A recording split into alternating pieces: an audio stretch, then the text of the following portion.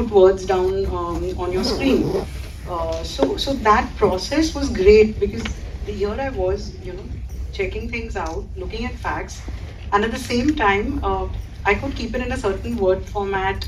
I rarely went beyond a certain word count, which I felt was it really helped me. That was one thing, and secondly, in fact, very funnily, both my publisher at HarperCollins, that's Tina Narang, and Himali, both of them were like, Fiona, are you sure you don't need more time for the book?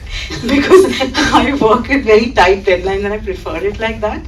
So both of them, I remember at each point, when we were re-looking at chapters. I think as authors you're used to much more forgiving deadlines. I said, like, okay, if you insist, because I said, but don't keep it with me for too long also.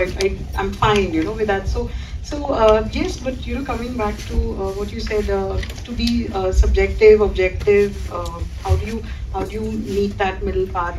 It was a challenge. I will not deny that. And I think you also bring up another point, which the less glamorous part of writing that people don't know about. Usually, people think when you write, your words just flow from your pen, but I think the bulk of writing to that extent is rewriting, right? And as a journalist, you have a looming deadline and you have a word count. So that does force you to kind of not have to rewrite. You file as you write. But when you're writing as an author and you were putting a book together and you had the burden of knowing your subject matter so intimately, what did you do to navigate, the dreaded information dump that so many non-fiction books become, where there's all this information and you vomit it out on the page and then the reader is left to kind of wade through it. And your book doesn't feel like that. So I'm sure you had to edit yourself. So what was that rewriting process like for you? That's a nice question. So at the start of this process of writing, one of the mentors who I mentioned in the book, this conservation architect called Vikas Dilavri, he shared a very interesting feedback. He said, Fiona, when you're doing this book, when you're plotting places on the map, ensure that you don't make it South Mumbai centric. Because that's the trap we all fall into, including myself. Though I live in North Mumbai, I live in Mulund, I live in a suburb in northern Mumbai.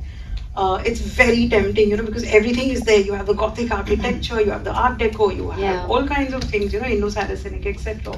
Very tempting to put all these lovely buildings together in one thing. And Mumbai is a linear city, Bombay is a linear city. So you just, and all of us have spent most of our lives traveling to this part, right? The center of the city, in that sense, So he said, try not to fall into that trap. So that was a great exercise, where I actually do in my bad scroll, I kind of, did a ABC, and it was the truth.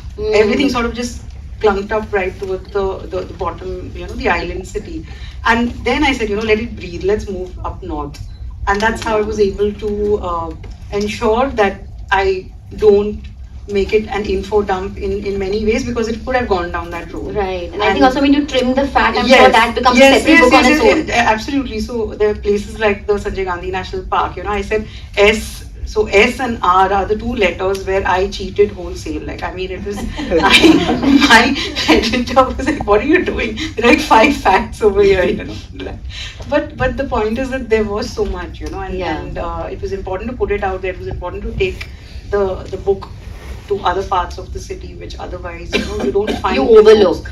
So I even took the liberty of adding a Thane, for example. But it was important because Thane, in fact, was far more progressive. It had developed well before, the British came and did, all kinds of cool things for the city. The Portuguese were in Thane before. Sizzling of the actual book from all the flab around it. So this book, small as it is, actually took me over 10 years to write, to finish. And it's interesting that I had written another novel about another Adivasi group in the Andaman Islands called Andaman's Boy. And that book was, I think, written in about 3 or 4 months. I was so terrified of a publishing deadline that and it had all been in my head. But the main thing is that I didn't have the emotional connect to those people. I had visited the Andaman several times, but of course you can't go and see the tribes there. They're protected, or they were to some extent when I was traveling there quite a bit. So so I didn't have this burden of emotional connectedness the way I had with the Irula. Yeah, you call it a burden, but Yeah. I can see where you're going. So it was a burden, and there was just so many decisions to make about how to write it, how to, what perspective to take. For instance, I must have done 4 or 5 drafts of almost the entire book. I started with a first person account because there was a particular boy that I knew very well, and I thought I would tell it from his point of view, and I could keep talking to him and sort of using him as a resource. That wasn't working at all. Then I tried to do 2 first persons back and forth, Faulkner style, but you have to be a Faulkner to write like Faulkner. So that was awful. Then I put it away for a long time, and this putting away was actually, I think, the most productive part of the writing, because even though the book was shelved or in a cupboard, it was still in my mind. And that's a sign that it's a story that needs to be told when it's still inside your head somewhere. So finally, I thought I had the right vision for the book.